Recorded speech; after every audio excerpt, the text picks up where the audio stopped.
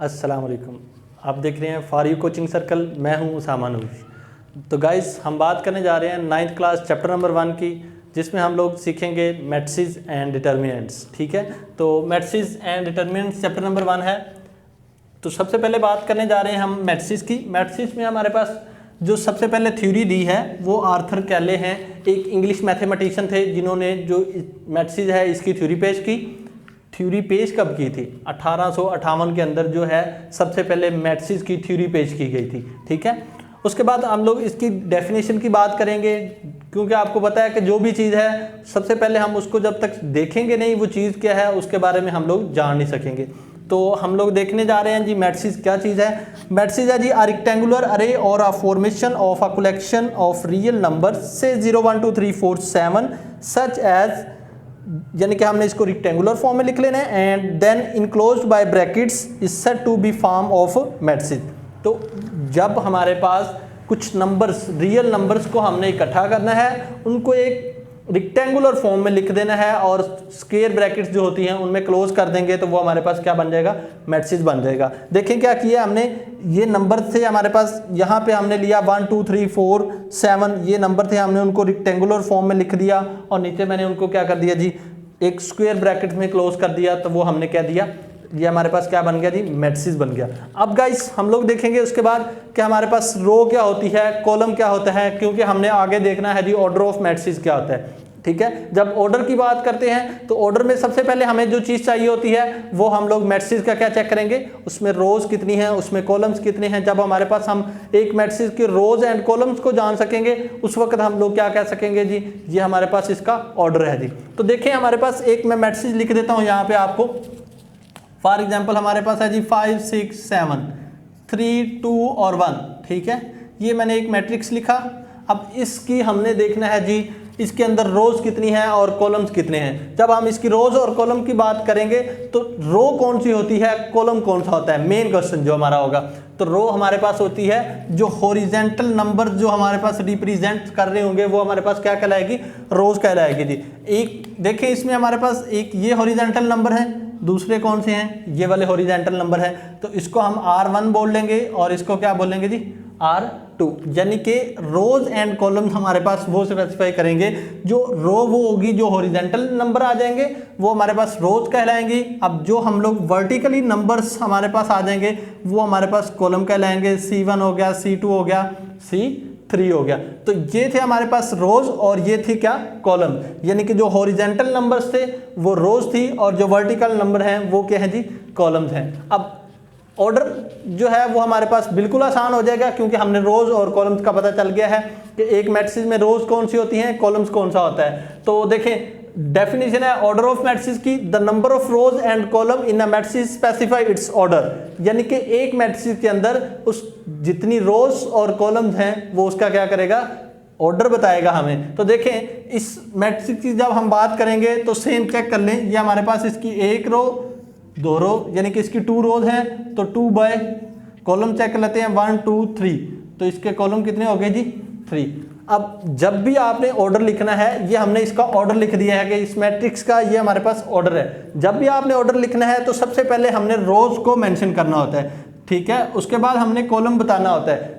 जब भी आप मैट्रिसेस का ऑर्डर लिखेंगे उसमें आप यही बात करेंगे कि जो फर्स्ट नंबर्स हैं वो हमारे पास रो है और जो सेकंड है वो क्या है, कॉलम है। क्योंकि आपने सबसे पहले चेक भी यही करना है कि पहले आपने रोज को लिखना है, उसके बाद आपने किसको लिखना है जी, कॉलम्स को लिखना है। ठीक है गाइस, तो उसके बाद हम बात करने जा रहे हैं इक्वल मैट्रिक्स की। इक्वल मैट्रिक्स क्या होता है? इक्वल मैट्रिक्स बहुत आसान डेफिनेशन है। दो मैट्रिक्स जब तक नहीं होंगे तो हम उनको स्पेसिफाई नहीं कर सकते कि ये हमारे पास इक्वल हैं या नहीं है। एक मैट्रिक्स को हम किसी के साथ भी नहीं कंपेयर कर सकते ये इक्वल है या नहीं, जब तक दो मैट्रिक्स नहीं होंगे हम उसको स्पेसिफाई नहीं कर सकते जी। देखते हैं जी, लेट हमारे पास A and B B 2 matrix, then A is said to be equal to B if and only if. यानी कि इफ एंड ओनली इफ का मतलब ये होता है कि ये हमारे पास कुछ कंडीशंस दे रहा है कि जब तक ये मुमकिन नहीं होगा उस वक्त तक हमारे पास ये मैट्रिसेस नहीं होंगे आपस में इक्वल। ये उस वक्त तक वो कंडीशन जब तक सेटिस्फाई नहीं होंगी तो वो बात हमारे पास ट्रू या फॉल्स हम उसको मेंशन नहीं कर सकते। तो देखिए हमारे पास बेटा डेफिनेशन है द इक्वल मैट्रिक्स की, तो उसमें जो दो कंडीशन हैं वो हैं the order of A is equal to the order of B, यानी कि पहली बात हम अभी ऊपर पढ़ के हैं ऑर्डर क्या होता है जी। जब हम ऑर्डर की तरफ जाएंगे तो हम लोग देखेंगे कि उसके अंदर रोज और कॉलम्स कितनी हैं। The order of A is equal to the order of B, अगर दोनों का ऑर्डर ए का ऑर्डर बी के ऑर्डर के साथ मैच करेगा, पहली condition there corresponding elements are equal, कि उनके अंदर जो एलिमेंट्स हैं वो भी क्या होने चाहिए, वो भी इक्वल होने चाहिए। पहली बात क्या थी, उनका ऑर्डर सेम होना चाहिए। मैंने एक एग्जांपल लिखी यहाँ पे, देखिए हमारे पास एक मैट्रिक्स है ए, एक मैट्रिक्स है बी, ठीक है। तो सबसे पहली कंडीशन जो हम लोग देखेंगे the order of A is equal to the order of B. देखें जी हमारे पास इसमें एक रो है, ये दूसरी रो, यानी कि इसका ऑर्डर हो गया 2 बाय, कॉलम है जी 1 और 2, इसका ऑर्डर क्या हो गया जी 2 बाय 2। अब नेक्स्ट वाले का देख लेते हैं जी, ये हमारे पास इसकी भी 2 रोज हैं, ठीक है, और कॉलम्स जब देखेंगे तो वो भी हमारे पास क्या है 2 है जी, ये 2 बाय 2 का हो गया, यानी कि पहली कंडीशन हमारे पास क्या हो गई क्लियर। कंडीशन क्या थी, the order of A is equal to the order of B, यानी कि ए का ऑर्डर हमारे पास किसके इक्वल होना चाहिए, बी के ऑर्डर के इक्वल होना चाहिए। उसके बाद दूसरी कंडीशन है जी there corresponding elements are equal, यानी कि उनके अंदर जो एलिमेंट्स हैं वो भी क्या होने चाहिए, इक्वल होने चाहिए। तो अब एलिमेंट्स की बारी आती है जी, उनको देख लेते हैं। पहले नंबर पे हमारे पास जो पहला एलिमेंट है, क्रॉसपोंडिंग का मतलब यही होता है कि इधर का पहला नंबर इधर के पहले नंबर के इक्वल, इधर का दूसरा नंबर इधर के दूसरे नंबर के इक्वल। तो देखें ये हमारे पास फर्स्ट नंबर फर्स्ट के इक्वल, दूसरा है 3, यहाँ पे 2 + 1 आ रहा है, तो ये भी क्या होंगे हमारे पास 3 ही होगा। उसके बाद -4 ये हमारे पास 2 है, तो 4 - 2 करेंगे तो वो भी क्या गाइस आएगा 2 आएगा। तो ये थी हमारे पास किसकी डेफिनेशन, इक्वल मैट्रिक्स की डेफिनेशन। उसके बाद हम लोग देखने जा रहे हैं एक्सरसाइज को। एक्सरसाइज हमारे पास है 1.1। उससे पहले मैं आपको बता दूं कि हमने एक्सरसाइज में चीज़ें क्या क्या नोट करनी है। हमने एक्सरसाइज में देखना है कि हमारे पास इक्वल मैट्रिक्स कौन सा है, उसके बाद दूसरी चीज़ जो हम देखेंगे कि उनके अंदर रो मैट्रिक्स कौन सा है, कॉलम मैट्रिक्स कौन सा है, उनका ऑर्डर क्या है। बस यही तो चीज़ें हम मेंशन करेंगे कि ऑर्डर क्या है और मैट्रिक्स आपस में इक्वल कौन कौन सा है। तो देखें गाइस हम लोग उसकी तरफ चलते हैं। उसमें हमारे पास सबसे पहला जो क्वेश्चन आ जाएगा वो आएगा जी एक्सरसाइज 1.1 का। एक्सरसाइज 1.1 का पहला क्वेश्चन है find the order of the following matrix, यानी कि हमारे पास ऑर्डर दिए मैट्रिक्स दिए गए हैं, उनके हमने क्या बताने हैं जी, ऑर्डर बताने हैं जी। एक्सरसाइज हमारे पास है जी गाइस 1.1 हम लोग एक्सरसाइज करने जा रहे हैं जी। क्वेश्चन नंबर हमारे पास है जी 1, उसका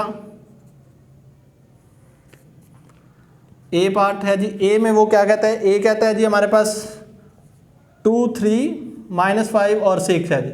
अब ये हमारे पास मैट्रिक्स उसने दे दिया है क्या, 2, 3, -5 और 6। हमने क्या बताना है जी, ऑर्डर बताना है जी। ऑर्डर की डेफिनेशन क्या है, the number of rose and column in a matrix specified it's order, कि जो नंबर ऑफ रोज हैं और नंबर ऑफ कॉलम्स हैं वो उसका क्या करेंगे जी, हमें ऑर्डर बताएंगे। तो देखें हम लोग इसकी रोज चेक करते हैं जी 1, 2, यानी कि ये हमारे पास R1 ये R2, R1 R2 का मतलब यानी कि रोज हैं, रो 1 रो 2, ठीक है। ये हमारे पास कॉलम आ जाएगा C1 और C2, तो इसके अंदर 2 रोज हैं और 2 कॉलम, तो 2/2 का हुआ, ठीक है। तो मैट्रिक्स क्या हुआ, 2/2 का मैट्रिक्स हुआ। उसके बाद गाइस आप देख सकते हैं कोई और मैट्रिक्स ले लेते हैं। नेक्स्ट बी वाला है वो भी सेम है जी, उसका भी ऑर्डर क्या है जी 2/2 का है। उसके बाद सी वाला है 2 और 4 है, यानी कि 2 एलिमेंट्स दिए हैं, मैं वो भी करके दिखाता हूँ। सी हमारे पास है जी 2 और 4, ये हमारे पास एक मैट्रिक्स है 2 और 4 का। तो अब इसका हमने क्या करना है जी, इसका भी ऑर्डर बताना है। तो ऑर्डर क्या होगा, इसके अंदर रोज कितनी है, यानी कि R1 है, तो इसका ऑर्डर क्या आ जाएगा रो 1 बाय, ये हमारे पास कॉलम है जी C1 और C2, तो ऑर्डर आ जाएगा जी 1/2, यानी कि इसके अंदर एक रो है और कितने कॉलम हैं जी, 2 कॉलम्स हैं। उसके बाद कोई और एक F वाला है जी। F वाले में सिंपल सी काम बात करनी है जी, F वाले में कोई मुश्किल चीज़ नहीं है, यानी कि वो कहता है एक मैट्रिक्स उसने दे दिया F, ठीक है, वो सिर्फ और सिर्फ 2 है, कोई नंबर नहीं है और एक ही एलिमेंट्स है, ठीक है ना। जब एक ही एलिमेंट आएगा तो बेटा इसका ऑर्डर बताना बिल्कुल आसान है, क्योंकि इसके अंदर एक ही रो है और कॉलम भी कितने होंगे 1/1, तो 1/, 1 का एलिमेंट्स मैट्रिक्स का ऑर्डर आ जाएगा। ठीक है, समझ आ रही है? उम्मीद है सबको समझ आ रही होगी। उसके बाद हम बात करने जा रहे हैं जी क्वेश्चन नंबर 2 की तरफ मूव करेंगे। क्वेश्चन नंबर 2 हमारे पास है which of the following matrix are equal, कि इनमें से कौन से मैट्रिक्स हैं जो आपस में इक्वल हैं। तो इक्वल मैट्रिक्स की डेफिनेशन हमने अभी देखी है। क्या थी इक्वल मैट्रिक्स की डेफिनेशन? कि ऐसे दो मैट्रिक्स जिनका ऑर्डर सेम होगा और दूसरी उनके अंदर क्रॉसपोंडिंग एंट्रीज क्या होंगी, वो भी इक्वल होंगी। तो देख लेते हैं कौन कौन सा मैट्रिक्स आपस में इक्वल है और कौन सा आपस में इक्वल नहीं है। तो गाइस क्वेश्चन नंबर हमारे पास है जी 2, उसका ए हमारे पास है 3, यानी कि हमने देखना है कि ए कौन से मैट्रिक्स के इक्वल है। तो देखें गाइस हमारे पास ए कौन से मैट्रिक्स के इक्वल है। अगर हम लोग सी को देखें तो सी हमारे पास है जी 5 - 2। ठीक है, तो दो मैट्रिक्स इक्वल कब होते हैं? जब उनका ऑर्डर सेम हो। ठीक है, पहली कंडीशन। दूसरी कंडीशन क्या है? जब उनके अंदर क्रॉसपोंडिंग एलिमेंट्स भी सेम हो। तो देखें गाइस इसमें हमारे पास है एक ही एलिमेंट्स है, इसका ऑर्डर क्या है जी 1 by 1। इसका ऑर्डर क्या है 1 by 1। इसका भी क्या है, इसके अंदर भी एक ही एलिमेंट्स है, यानी कि 5 - 2 करेंगे तो बाकी क्या बचेगा 3। तो इसका भी एलिमेंट्स, इसका भी ऑर्डर क्या आ गया 1 by 1। दूसरी कंडीशन क्या थी? उनके अंदर क्रॉसपोंडिंग एलिमेंट्स भी सेम होने चाहिए। तो ये हमारे पास 3 है, 5 - 2 करेंगे तो वो भी क्या आएगा 3। तो A = किसके आ गया C। बात समझ आ गई? यानी कि A हमारे पास किसके इक्वल आ गया C के, क्योंकि A के अंदर भी एक ही एलिमेंट्स है और C के अंदर भी कितनी एलिमेंट्स है? एक ही एलिमेंट्स है, क्योंकि वो 5 - 2 है तो 5 में से 2 माइनस करेंगे तो क्या बचेगा, बाकी 3 बचेगा।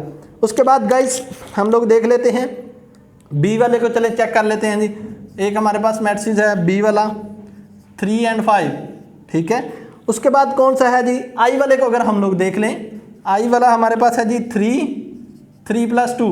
ठीक है, देखें गाइस इसके अंदर रोज कितनी है 1 by 2। इसका ऑर्डर क्या है 1 by 2। अगर इसका हम ऑर्डर देखेंगे तो ये भी क्या है 1 by 2। अब एलिमेंट्स की बारी आ गई, क्योंकि ऑर्डर तो हमारे पास सेम हो गया ना। अब एलिमेंट्स की जब बारी आएगी तो फर्स्ट नंबर 3 है, इधर भी फर्स्ट नंबर क्या है 3 है। ये हमारे पास क्या है 5। 3 + 2 करेंगे तो वो भी क्या बनेगा 5। तो B किसके इक्वल आ गया जी B = I। बात समझ आ गई? क्लियर है? सी दोबारा देख लें कि हमारे पास दो मैट्रिक्स आपस में इक्वल कब होंगे? जब उनके अंदर दो कंडीशंस वेरीफाई करेंगे। पहली condition the order of A = the order of B, the order of A = the order of B, यानी कि दोनों का आपस में ऑर्डर क्या हो इक्वल हो। दूसरी बात they are corresponding entries are also equal, कि उनके अंदर जो क्रॉसपोंडिंग एंट्रीज हैं वो भी क्या होनी चाहिए इक्वल होनी चाहिए। ये थे हमारे पास दो क्वेश्चन कंप्लीट हुए। लास्ट एंड जो इंपॉर्टेंट क्वेश्चन है इस एक्सरसाइज का, लास्ट क्वेश्चन है जी क्वेश्चन नंबर 3। हम वो कर लेते हैं जी। क्वेश्चन नंबर 3 क्या है? बहुत ईजी क्वेश्चन है, इंपॉर्टेंट क्वेश्चन भी है।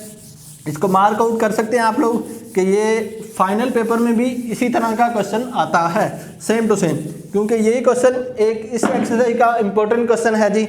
देखते हैं जी क्या है। क्वेश्चन नंबर हमारे पास है जी 3। उसमें हमने फाइंड क्या करना है? Find the value of A, B, C and D which satisfy the matrix equal equation.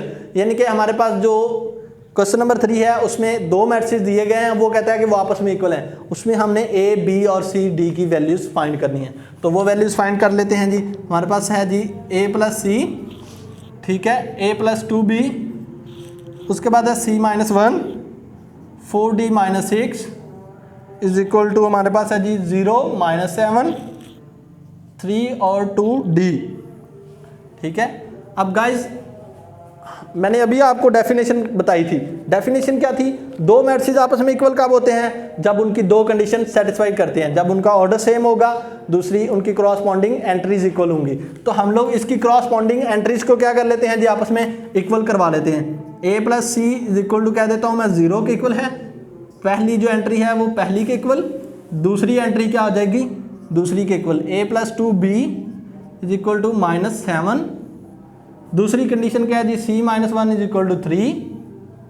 Last पे हमारे पास है 4D - 6 = 2D के। ठीक है, तो गाइस देखें हमने अगर इसको सोल्व करना है A + C = 0 के इक्वल है। ठीक है, उसके बाद है C - 1 = 3 के, यानी कि यहाँ पे हमें C की वैल्यू चाहिए, फिर हम इसको पहली को सोल्व कर सकते हैं। तो इसके लिए हमें क्या करना पड़ेगा कि जो C है इसको हम सोल्व कर लें, सी की वैल्यू निकाल लें, सी की वैल्यू जब आ जाएगी तो फिर हम क्या कर सकते हैं, ए की वैल्यू आसानी से निकाल सकते हैं। ये क्या हो जाएगा जी, सी हमारे पास ये इधर माइनस का 1 है, दूसरी साइड पे जाके क्या हो जाएगा प्लस का, c इज इक्वल टू क्या आ जाएगा 3 + 1 4।